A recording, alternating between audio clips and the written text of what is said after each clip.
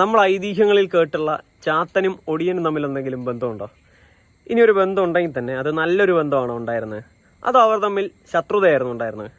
കേരളത്തിൽ പ്രത്യേകിച്ച് വടക്കേ മലബാറിൽ പ്രചരിച്ചിരുന്ന ഐതിഹ്യങ്ങളിൽ ഇതിന് കൃത്യമായ ഉത്തരവുണ്ട്.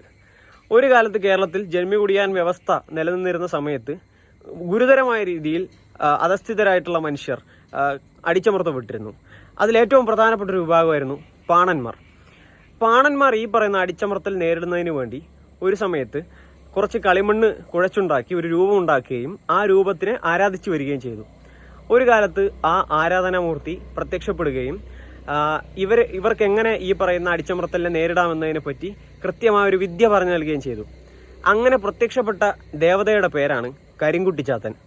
കരിങ്കുട്ടിച്ചാത്തൻ പറഞ്ഞു നൽകിയ പാണന് പറഞ്ഞു കൊടുത്ത വിദ്യയാണ് ഒടുവിദ്യ. അങ്ങനെയാണ് ഒടിയന്മാരുണ്ടാകുന്നത്. പാലക്കാടും അതുപോലെ തൃശ്ശൂർ പോലുള്ള മേഖലകളിൽ ഒടിയന്മാർ പിന്നീട് ജന്മികൾക്കെതിരെ ശക്തമായ രീതിയിൽ പ്രതിരോധം കാഴ്ചവെച്ചു. ഒരു സമയത്ത് ജന്മികൾ വഴി നടക്കാൻ പോലും പേടിച്ചിരുന്ന ഒരു സമയം രാത്രികാലങ്ങളിൽ ഉണ്ടായിരുന്നു എന്നുള്ളതും വളരെ പ്രധാനപ്പെട്ട കാര്യമാണ്.